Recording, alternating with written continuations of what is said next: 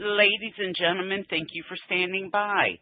Welcome to the Scholar Rock Fourth Quarter 2025 Financial Results and Business Update Call. At this time, all participants are in a listen-only mode. After the speaker's presentation, there will be a question-and-answer session. To ask a question during the session, you would need to press star 11 on your telephone. You will then hear an automated message advising your hand is raised. And to withdraw your question, please press star 11 again. Please be advised that today's conference is being recorded. I would like now to turn the conference over to Scholar Rock. Please go ahead. Good morning. I'm Laura Ekus, Vice President of Investor Relations at Scholar Rock. With me today are David Halal, Chairman and Chief Executive Officer, Akshay Vaishnaw, President of R&D, Keith Woods, Chief Operating Officer, and Vikas Sinha, Chief Financial Officer. During today's call, David will provide introductory remarks and a business update. Akshay will review our R&D progress. Keith will provide an update on our commercial readiness activities, and Vikas will provide a financial update. We will then open the call for questions. Before we begin, I'd like to remind you that during this call, we will be making various statements about Scholar Rock's expectations, plans, and prospects that constitute forward-looking statements for the purposes of the Safe Harbor provisions under the Private Securities Litigation Reform Act of 1995. Any forward-looking statements represent our views only as of today and should not be relied upon as representing our views as of any future date.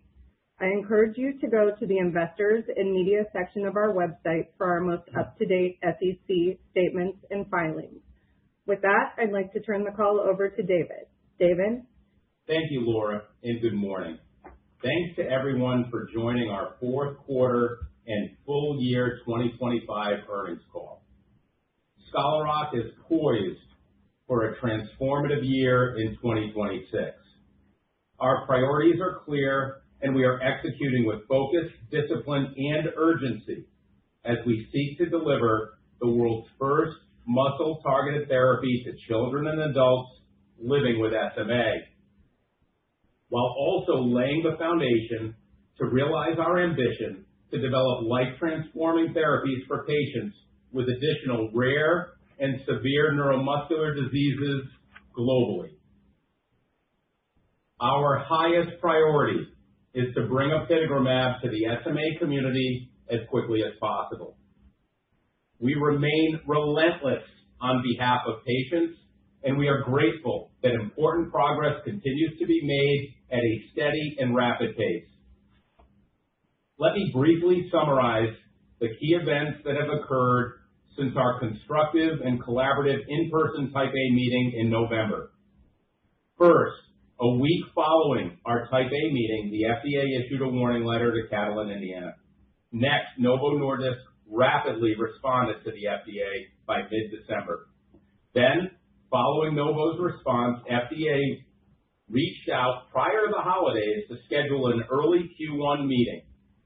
That meeting has since taken place, and importantly, at that meeting, the FDA had no additional requests to Novo's remediation plan.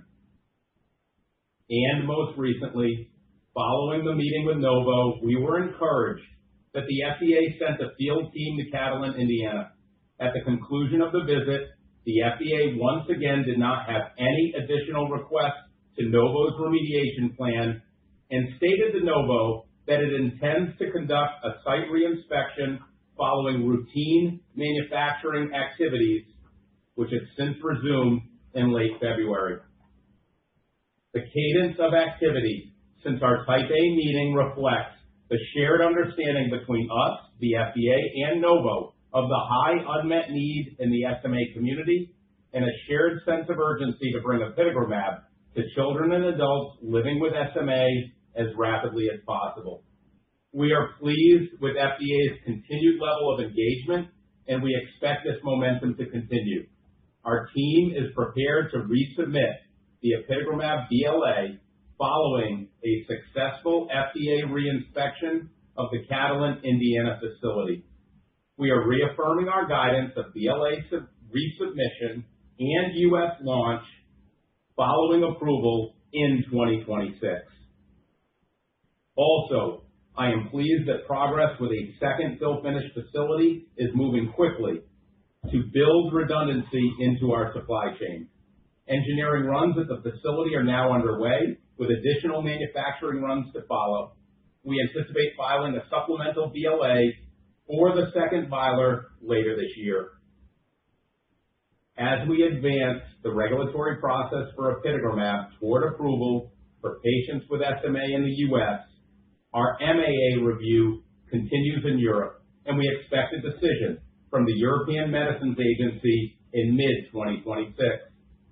With anticipated regulatory approvals in the U.S. and Europe this year, I would like to now turn to our Scholar Rock commercial launch preparations. In the U.S., our team is deployed in the field and is educating potential prescribers and payers on the unmet need in SMA and the importance of targeting muscle, the principal organ affected in SMA, while also broadening and deepening relationships with the community. In Europe, we are building momentum with launch readiness activities and engaging with the SMA community. We continue to plan for a launch in the second half of the year, beginning with Germany. Keith will discuss the substantial progress we are making with commercial preparations and our disease awareness initiatives shortly. We know it is not a matter of if, but when apitegromab will be approved for children and adults with SMA. We are emboldened by the commitment we have made to the more than 35,000 patients globally living with SMA who have received an SMN-targeted therapy. We are working expeditiously to deliver on our ambition that globally, any patient with SMA who can benefit from apitegromab should have access to apitegromab. This is indeed what we know well and what we do well, and we are confident in the significant opportunity that we have to serve patients with SMA. We are ready, now more than ever, to usher in the next era of innovation for the SMA community. I would like to now turn to the progress we are making in advancing our world-leading anti-myostatin pipeline. Enrollment and dosing continue in our Phase 2 OPAL study evaluating apitegromab in infants and toddlers with SMA. Our IND for apitegromab and FSHD is cleared, and we are on track to initiate a robust, randomized, placebo-controlled Phase 2 study later this year. With regards to our subcutaneous formulation of apitegromab, we shared the promising results of a Phase 1 study comparing sub-Q and IV apitegromab in January. We expect to share our clinical and regulatory strategy for the program later this year.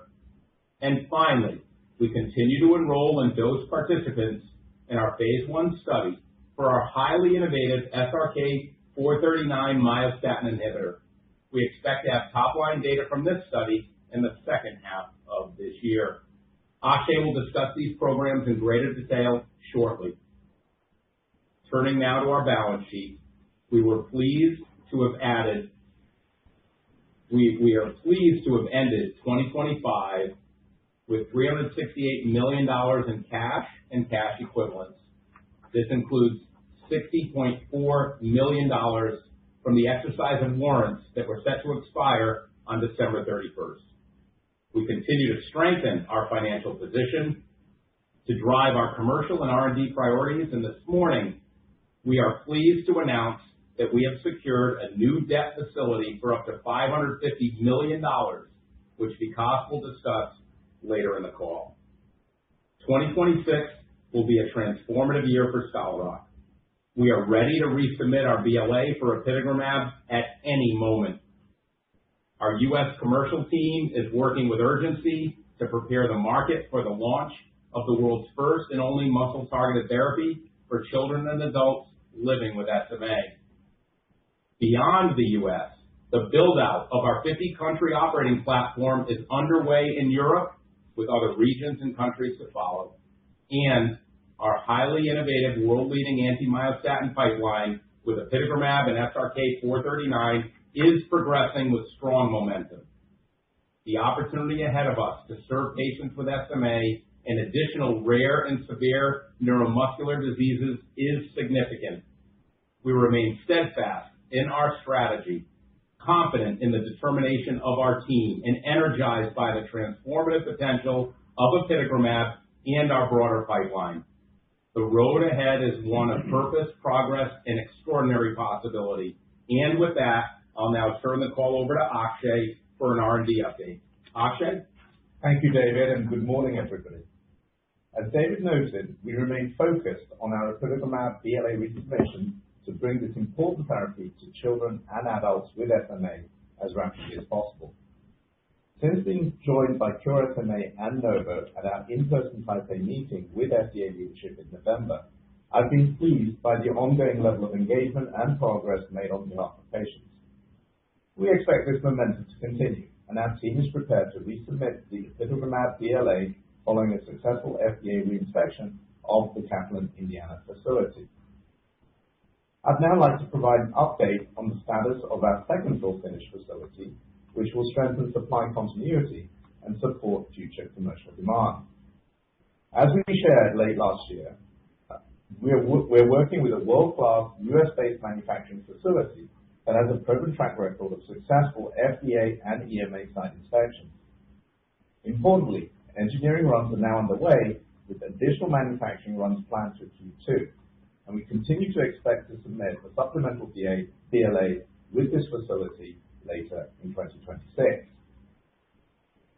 Outside of the US, our apitegromab MAA is progressing through the review process with the EMA, and we continue to anticipate a decision in the middle of this year. Turning to our pipeline, let me start with the phase 2 OPAL trial evaluating apitegromab in infants and toddlers under the age of 2. This trial is enrolling participants who have been treated with an SMN1 targeted gene therapy or who are receiving ongoing treatment with an SMN2 targeted therapy. The study is important for two reasons in particular. First, it is anticipated to expand the impact of apitegromab to the full spectrum of patients currently being treated for SMA, as this is the first time we're evaluating the use of apitegromab in Zolgensma-treated patients in a clinical trial setting. Second, we believe early intervention with apitegromab could support muscle during the critical early development phase, complementing SMN-targeted therapies that aim to preserve motor neurons. By promoting muscle growth when both motor neurons and muscles are still maturing, apitegromab has a unique opportunity to improve motor outcomes in the youngest patients with SMA to ensure that no patients are left behind. We continue to enroll patients in this study, and dosing is ongoing. Turning now to our next indication for apitegromab, facioscapulohumeral muscular dystrophy, or FSHD. FSHD is a rare, devastating neuromuscular disease with significant unmet need. More than 30,000 patients are diagnosed in the US and Europe alone, and there are no approved therapies. FSHD is caused by a dysregulation of DUX4, a protein that can cause muscle damage when inappropriately expressed. Symptoms usually begin in adolescence or early adulthood with muscle weakness in the face and upper body, but FSHD can impact any muscle in the body. An estimated 20% of patients will become wheelchair dependent. We're prioritizing FSHD as the next indication for apitegromab for three key reasons. First, there is significant unmet need in this population for a safe and effective therapeutic. Second, we have preclinical data from the gold standard FLExDUX4 mouse model that provides mechanistic rationale for apitegromab in FSHD. Using this mouse model, we've shown that myostatin inhibition can produce robust increase in muscle mass, significant improvements in muscle force, and consistent gains in endurance after 28 days. Third, there are randomized studies in FSHD that suggest muscle mass can increase and has the capacity to show functional benefit. For example, in studies of either rigorous physical therapy or treatment with anabolic agents, patients with FSHD demonstrated increases in lean mass and muscle function. These data suggest that apitegromab as a monotherapy may have the potential to bring important benefit to FSHD patients. The FSHD IND is cleared, and our next step is to conduct a robust, randomized, double-blind, placebo-controlled phase 2 study that is expected to enroll 60 patients. The study will forge is on track to initiate in the middle of this year.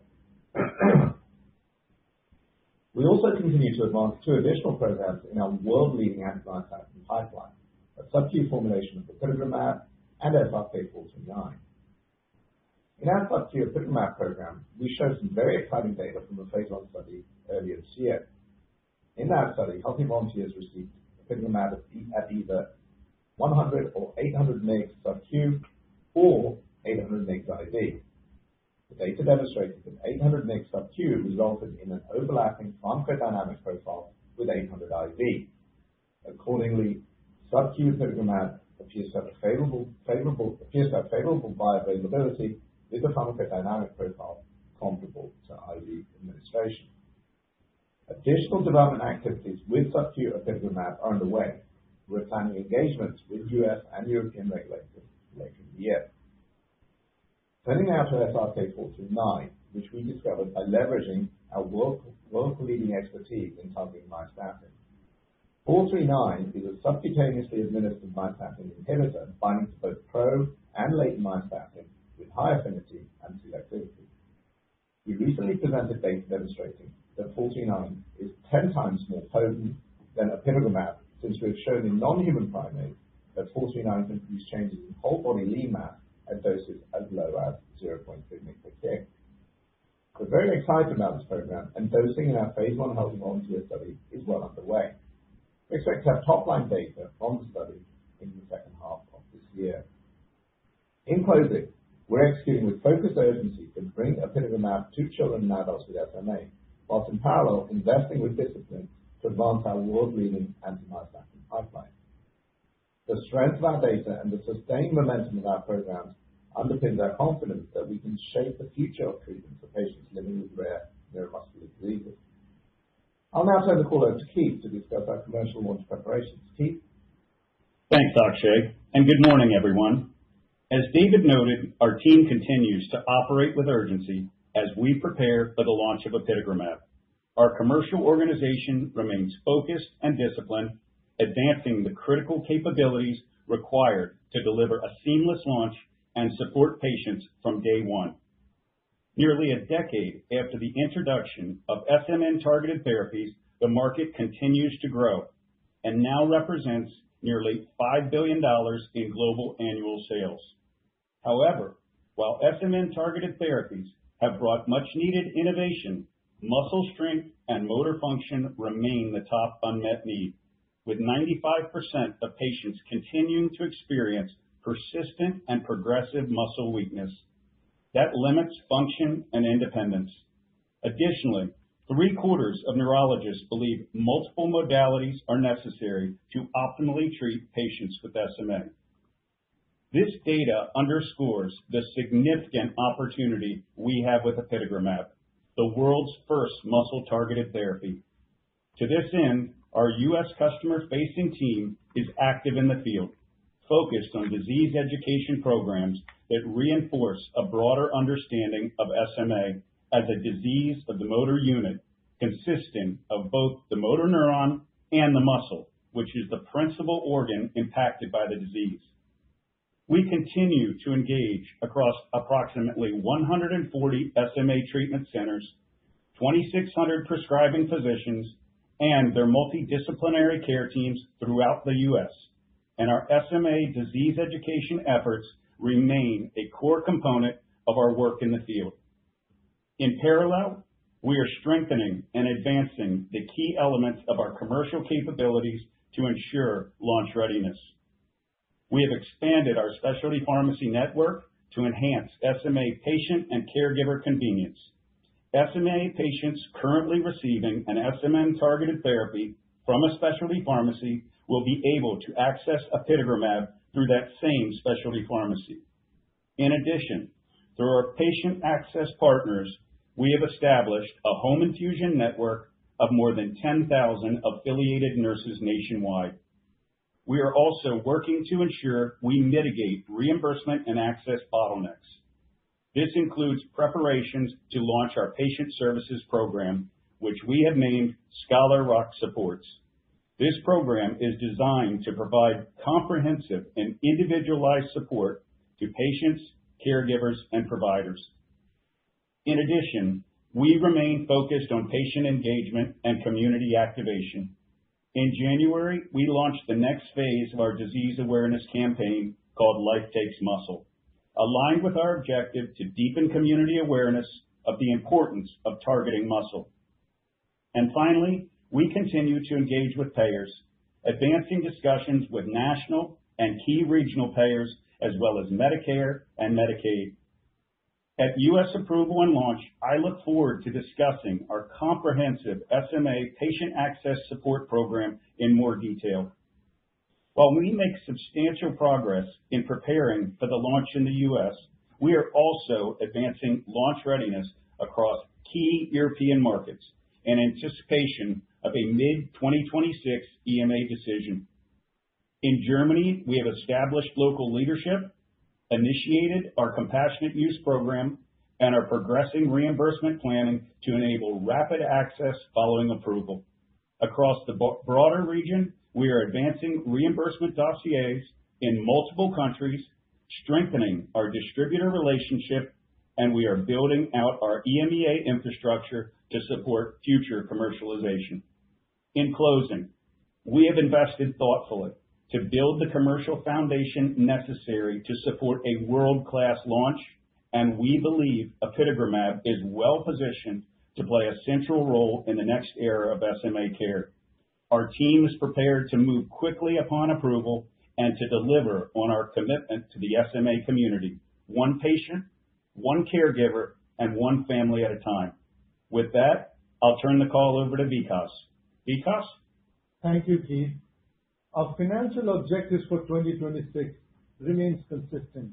We are focused on supporting our commercial build to deliver a strong apitegromab launch, funding R&D activities to advance our pipeline and expand our leadership in the myostatin and muscle space, and continuing to evaluate opportunities to strengthen our balance sheet in a way that supports long-term shareholder value. In keeping with these objectives, I'm pleased to provide our fourth quarter and full year financial results. For the fourth quarter, we reported $91.9 million in operating expenses, which included $19.4 million in non-cash stock-based compensation. Excluding stock-based compensation, operating expenses were $72.5 million. For the year ended 2025, we reported $384.6 million in operating expenses, which included $75.6 million in non-cash stock-based compensation. Excluding stock-based compensation, operating expenses were $309 million for the year ended 2025. Turning to our balance sheet, we ended 2025 with $368 million in cash and cash equivalents. During the fourth quarter, we strengthened our cash position, adding $60.4 million from the exercise of warrants that were set to expire on December 31st. We continue to strengthen our balance sheet and are pleased to announce today that we secured a new debt facility for up to $550 million with Blue Owl Capital. This debt facility consists of four elements. First, upon closing, $100 million was immediately available to us, which we have used to repay our prior $100 million debt facility with Oxford Finance. Second, an additional $100 million is available to us this quarter, which we expect to draw down by March 31st. Then, following FDA approval of apitegromab, we have the option to draw up to $150 million in additional capital. And lastly, we have an option for additional incremental facilities of up to $200 million at the mutual consent of Scholar Rock and Blue Owl. This debt facility provides us with additional flexibility as we transition towards a global commercial stage company while investing in our pipeline. In addition to the $150 million available from the debt facility upon FDA approval of apitegromab, We will look to monetize a priority review voucher to further strengthen our balance sheet. Looking ahead, we continue to operate with a tight financial plan. Our prioritized investments remains focused on our apitegromab commercial launch readiness in the U.S. and Europe, strengthening our supply chain to support the pipeline and commercial demand for apitegromab, and advancing our highly innovative clinical programs that Akshay discussed earlier in the call. With that, I will turn the call back to David. David? Thanks, Vikas. In closing, we remain focused on bringing apitegromab, the world's first and only muscle-targeted treatment to improve motor function, to children and adults living with SMA as rapidly as possible. We are encouraged by the progress that has been made and by the continued momentum across our regulatory, clinical, and commercial priorities. With a strong foundation, clear strategic priorities, and a world-class team, we are well positioned to make 2026 a transformative year for Scholar Rock as we continue to work with urgency on behalf of children and adults living with SMA. We look forward to updating you on our continued progress throughout the year. And with that, we'll now open the line for questions. Operator? Thank you. As a reminder, to ask a question, please press star 11 on your telephone and wait for your name to be announced. To withdraw your question, please press star 11 again. We ask you please limit to one question and one follow-up. And our first question is going to come from Eric Schmidt with Cantor. Your line is open. Thanks for a very comprehensive update. David, just to put a pin in it, is Novo now ready for reinspection, open for reinspection? And then assuming the reinspection does go, quote, well, what would trigger your resubmission? What do you need to see from that reinspection to be able to push the button on the refiling? Thank you. Thanks, Eric. So, we are gratified, really, since our Type A meeting in November, with the shared sense of urgency and high priority that both FDA and Novo has made the remediation of the Catalent, Indiana facility. And you got a sense from the call, just the drumbeat of progress week after week, month after month. We like the high engagement we continue to see. And given the constructive meeting in early Q1 and then the following site visit, really the gating item now just is a reinspection follows these routine manufacturing activities as Novo moves into full-scale production. As far as, our trigger, we would look for, obviously, a successful reinspection, as you noted, and we're assuming that given the progress that has been made, and that would then trigger. We are at the ready to submit our BLA submission very, very quickly. But it really would be with, some level of confidence that it was a successful reinspection.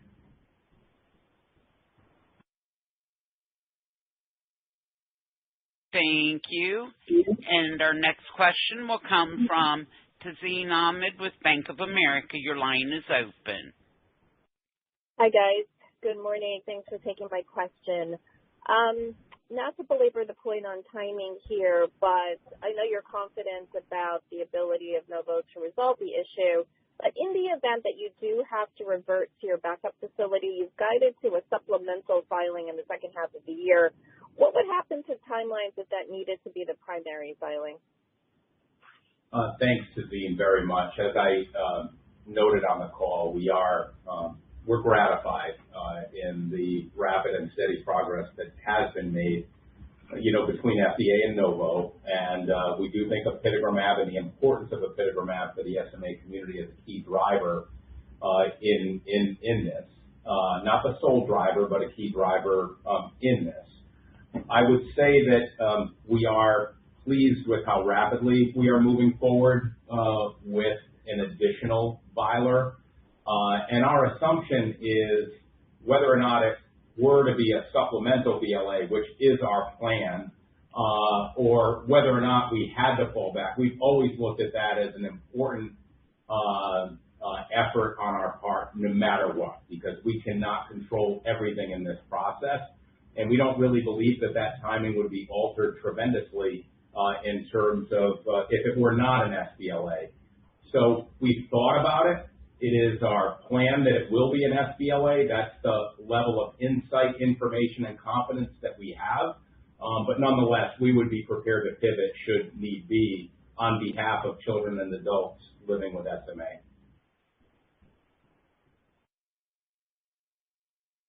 Thank you. And our next question comes from Tess Romero with JP Morgan. Your line is open. Hey guys, thanks so much for taking the question this morning. So first one is, can you elaborate on what it meant that the FDA sent a field team? What was the purpose of that, and is that routine? And then the second one, just to loop back on sort of better understanding the next procedural steps post the reinspection and what the timelines could be there. Will you get verbal communication or as written documentation what you'll see similar to a normal inspection? Thanks. Yeah, thanks, Tess. It's a good question because it's certainly nothing has been completely ordinary about this process, and I do think what has created some level of extraordinary behavior with kind of a constant drumbeat of progress. I think it was really set off by that in-person Type A meeting that we held with FDA, and where there really was, with Cure SMA in attendance, with Novo in attendance, there was a shared, sense of urgency to bring apitegromab to patients. And so, while I can't really comment on, what was the overall sort of objective, we do think what it shows is, for just weeks after a really constructive meeting with Novo in early Q1, where there were no new requests by the FDA of Novo into their remediation plan, we think it just continues to show high priority by the FDA to send a field team out to interact with the site and to indicate that, after routine manufacturing activities, which have since recommenced at the facility, they would be in line for a reinspection. So overall, we just feel good about the drumbeat of progress here, and we're quite pleased. And we would expect, given these, sort of rapid and steady pace that we've seen over these last 3 months, that anything else that follows the timing of a reinspection, the timing of resubmission, that review, hopefully it continues to follow sort of this commitment that has been made to rapidly progress the apitegromab file so that we can deliver this drug to children and adults living with SMA. And we'll certainly keep you apprised on that progress. Thank you. Thank you. And our next question comes from Mani Foroohar with Leerink. Your line is open. Hey guys, you have Ryan on for Mani. Thanks for taking our question and congrats on the update. Maybe just one sticking with the review, kind of based off your latest conversations with the FDA. I'm curious what your expectations are for a turnaround time following BLA submission to eventual approval. Are there any details that still need to be worked out, label, et cetera, with regulators? And then maybe just as a second one on the pipeline, can you talk about the strategy for 439? Is this something that you plan to keep in-house, look for broader strategic options? Is it best suited in rare neuromuscular diseases or potential broader application? Thanks. Thanks, Brian. Regarding the timing, again, just to remind everybody tuning in today, in our CRL that we received last year, the sole approvability issue was the state of compliance at the Catalent, Indiana facility. So we're certainly very focused on working with FDA and Novo on that. As I noted earlier in the call, we would and we are planning and we are ready to rapidly resubmit our BLA following successful reinspection. And again, we would just point to, without really being able to comment on timing, we would just kind of point to, the evidence of the progress over these last 3 months and how attentive the FDA has been to remediating this facility and how focused Novo has been to really working with urgency as well. And we'll keep you apprised on that timing. Regarding the pipeline and 439, Akshay? Yeah, 439 obviously is a very important, exciting drug. It's a high potency anti-myostatin antibody. Appears to us, at least from the preclinical work, to be about 10-fold more potent. So could be a very low volume, small volume, infrequent administration type drug.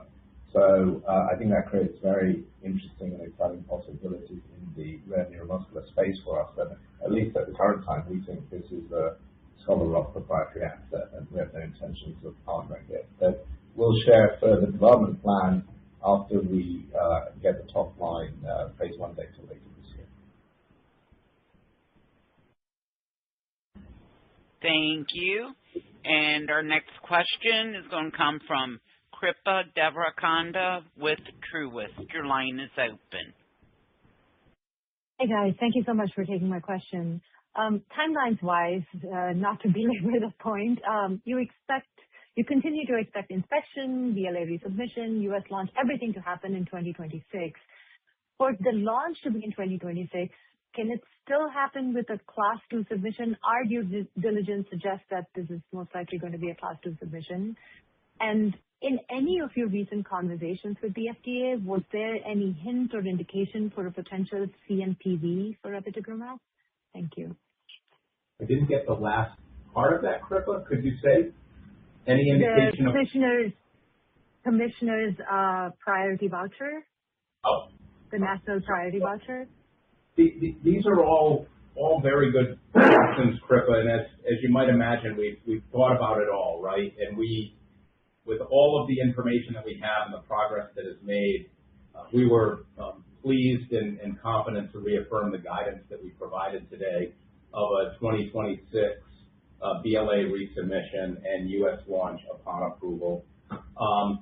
We would certainly point to sort of this steady FDA prioritization and progress with Novo, over these past weeks and months, and it remains, very steady. And I think we have thought about Class 1 versus Class 2, and what we've seen actually in our own sort of analysis of this, even when Class 2s are sort of granted, oftentimes the decision is taken up before that 6-month timeline. And again, I'm just reminding you that the sole approvability, issue for us has been the status of the Catalent, Indiana facility, and we're pretty we are planning for the resubmission to be happening once we have indication that it was a successful reinspection. So we'll keep you apprised of that, but we certainly are very, very comfortable with the guidance that we have provided. And then regarding the commissioners, sort of, I would just say that we are just staying in close communication with the FDA on all of our different initiatives and just keeping in the forefront the very high priority that exists with the SMA community in the United States to gain access to the world's first and only muscle targeted treatment. And we look forward to continuing to keep you guys apprised on our regulatory progress there with FDA. Great. Thank you so much. Thank you. And our next question will come from Michael Yeh with UBS. Your line is open. Hey guys, good morning. I'm not going to ask a submission question. Can you talk a little bit about the expectations for the label as it relates to either ambulatory, non-ambulatory, and with no issues regarding age subgrouping, given that you had what sounded like a very successful review process and only CMC was the outstanding part? How should we think about a broad label?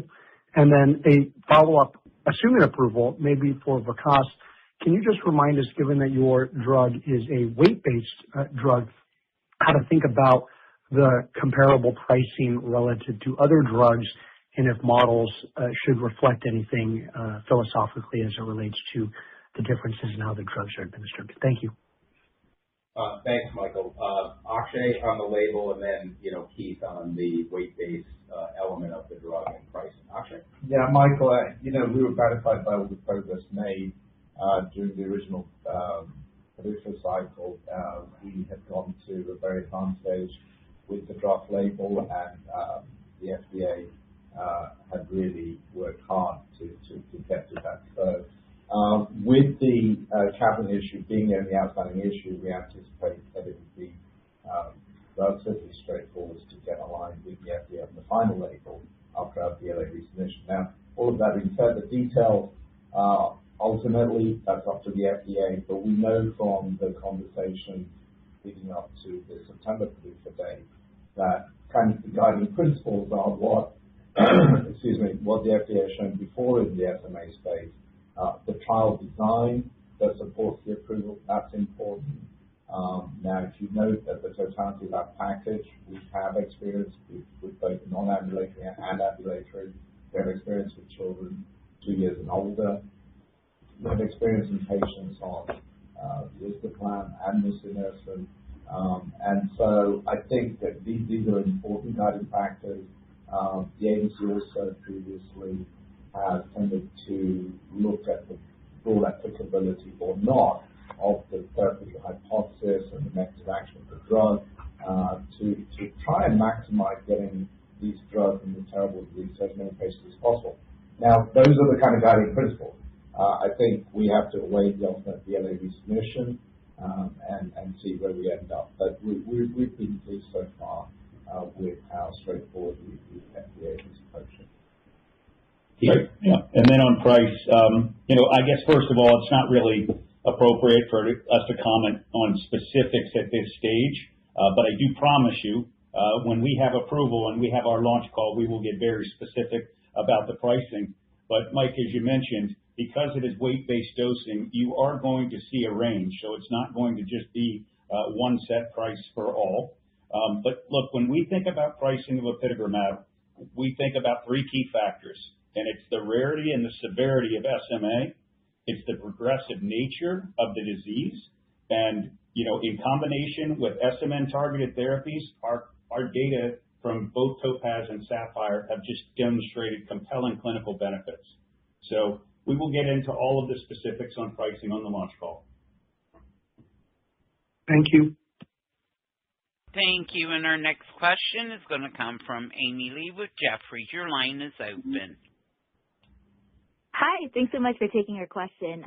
So looking ahead to launch, what commercial analogs would you point us to as we think about the initial uptake and launch trajectory? And then maybe another one on sub-Q API. Do you think approval will require a full clinical study in SMA, a smaller bridging study, or primarily human factor studies? And if you could give us a timeline to market, that would be awesome. Thanks very much, Amy. And what I would say is that for sure we've been pleased in our engagement with the patient community, the caregiver community, as well as Keith noted, neurologist appreciation that not only addressing the motor neuron component of the disease, but for the first time to really be able to address directly the muscle component of the disease, which is a principal organ that is clinically impacted and affected by this disease. We sense that there is a lot of interest in accessing the drug, and that in and of itself could support a very nice uptake at launch. I think what Keith and I have looked at though is this is essentially a Q4-week infusion. It will have a miscellaneous J code for some period of time.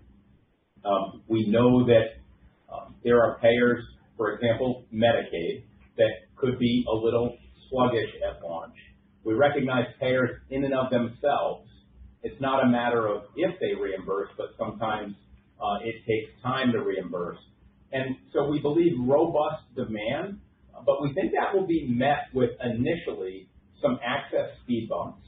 that could impact our launch curve. But overall, the long-term opportunity that we see for apitegromab in the U.S. and beyond, we feel like is quite significant for us, and we're really looking forward to the eventual approval and then Keith and team launching apitegromab to the SMA community. With respect to your question on sub-Q and clinical regulatory strategy, I'll hand that over to Akshay. Yeah, thanks, David. So for sub-Q apitegromab, what we have is very interesting and supported data that the sub-Q route is viable, shows excellent bioavailability and a pharmacodynamic profile. Now, we know a lot about apitegromab in terms of PK and PD from our prior work via the IV route of administration. We obviously want to leverage that and find a path forwards for sub-Q apitegromab by saying, this is a drug that's well characterized and studied by different routes of administration, but if we can mimic the appropriate PK/PD, then there's no reason why it cannot be equally safe and effective. Now, those are all discussions that we need to have with the FDA. The initial approval of the drug, of course, is very important, but subsequent to that, we hope to get aligned with regulators on that approach.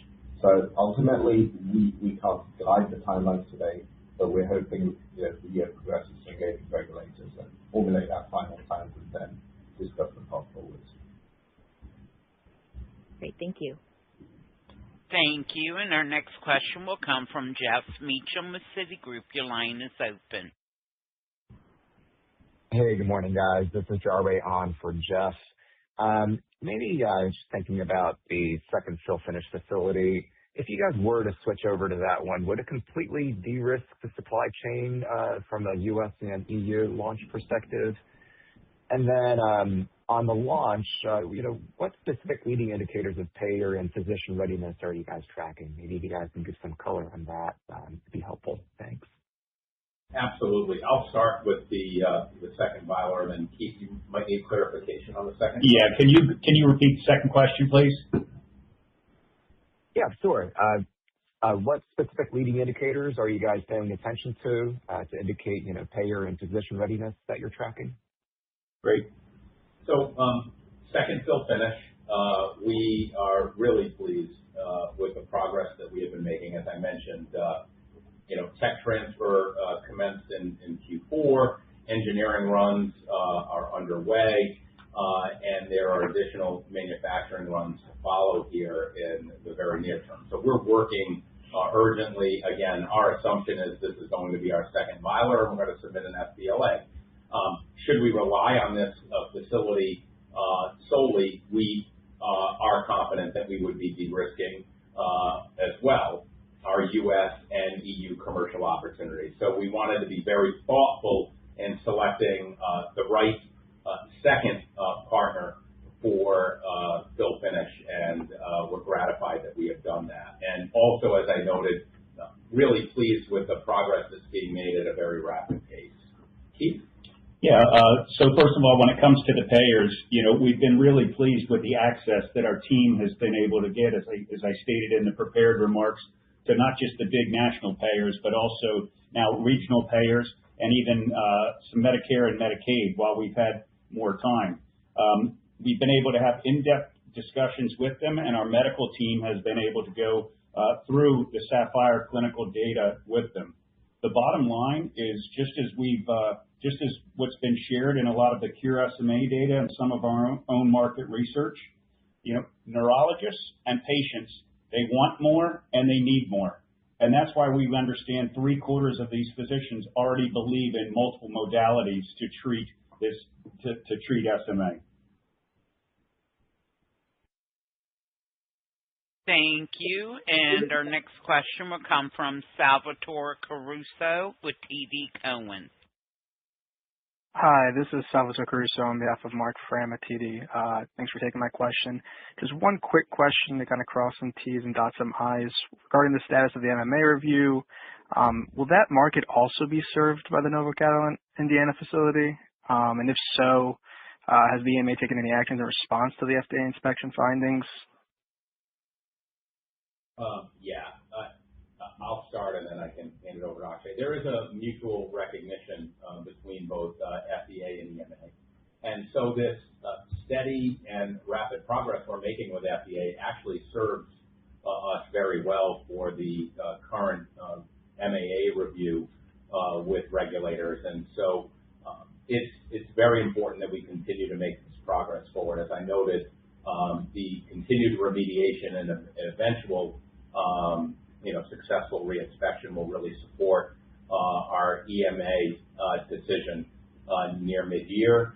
And then, as I noted, if for some reason we were to rely on the second filer, that would also be very important. But for now, we're very excited with the rapid and steady progress that's been made. Akshay, anything? Yeah, you covered it, David. I think the other piece is that we've kept in close touch with the reviewing authorities in the EMA, so they're fully aware of this. They're supportive, and we all await resolution of this capital site, which will obviously help both approvals. Thank you. Thank you. And the next question will come from Etzer Darout with Barclays. Your line is open. Great. Thanks for taking the question. Just a couple for me. Has the FDA requested or could they request additional safety data that could extend review of apitegromab? And then on FHSD, just wondered, would you be looking at any functional endpoints in the phase 2 study that you're planning? And could this be a more appropriate indication for SRK-399 longer term? Thank you. Thanks, Etzer. Yeah, it's a great comment, and we can remind you that the BLA resubmission will be a fairly rapid and small resubmission, but there would be an update to sort of our safety database, which was called out in our response letter from the FDA. Akshay can comment on that, and then talk about any sort of functional outcome measures for FSHD. Akshay? Yeah, so we're aligned with the FDA. The November meeting was useful in many regards, including that and which aspect of the safety database needs to be updated. That was all agreed to, and so we're ready and prepared with this BLA resubmission. So I don't see any great issues there, but it's a good question, and obviously we should always provide the FDA with the latest safety understanding of our drug, which we will do. With respect to the forward phase 2 study in FSHD, the primary endpoint will focus on increasing lean muscle volume, measured very sensitively by imaging techniques. But we will have quantitative biometry in there, which is a validated approach in FSHD to understand the functional impact of any potential change in muscle mass. And we look forward, obviously, to those data too.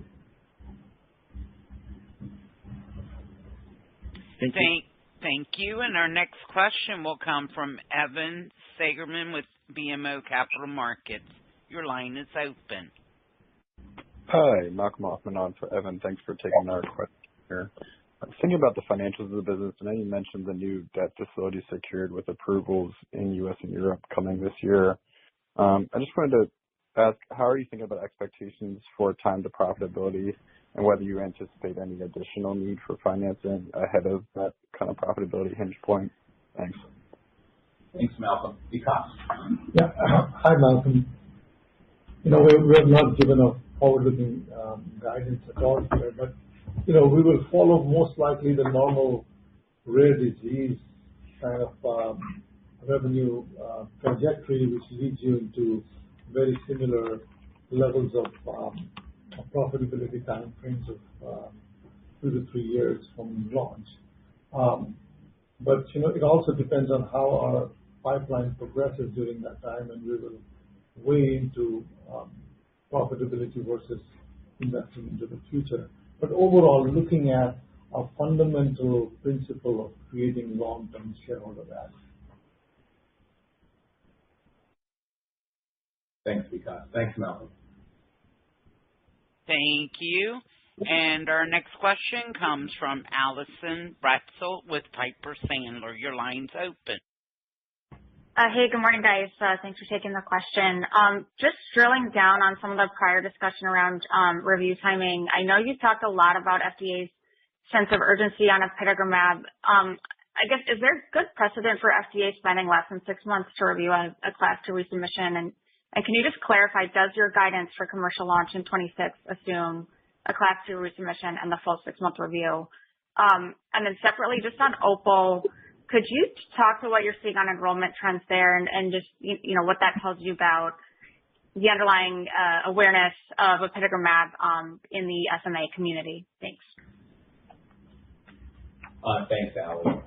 Maybe I'll just, point out one example on the Class 2 not taking the full time. And I think it's important because we have been mentioned occasionally here during this current journey with Regeneron. And in 2023, at the same facility, Regeneron did have a CRL, had a resubmission. I believe it was a Class 2 resubmission, and yet it was approved within, essentially a sort of a 60-day window. But we have more examples than that. I just point to that because it's a little bit relevant given the fact that it was a CRL and it was the same facility, and I think it had to do with some assessment of the facility post an inspection. So I would just point your attention to that. Yeah. So, following up on that, just lost my train of thought. What was the second question? OPAL. Yeah, OPAL enrollment. That's right. Yeah. The enrollment's going very well. I mean, I think the first thing to say actually before we go to enrollment, there's very wide knowledge and appreciation for a muscle-based approach in the patient community and the prescriber community. And Keith has spoken to that.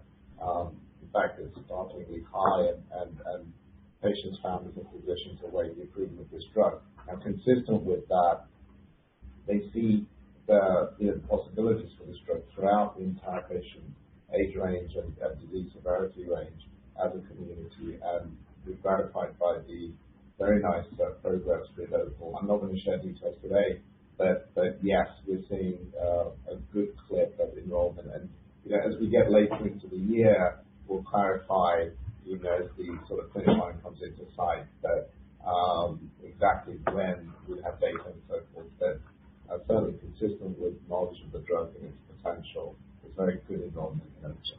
And Allie, I would just add, as Akshay noted in the prepared remarks, we have a deep commitment to the SMA community, and I'm really, really pleased that we are making sure no patients are left behind by opening up this under 2 study. So we're super excited to be doing this work in the youngest of patients with SMA.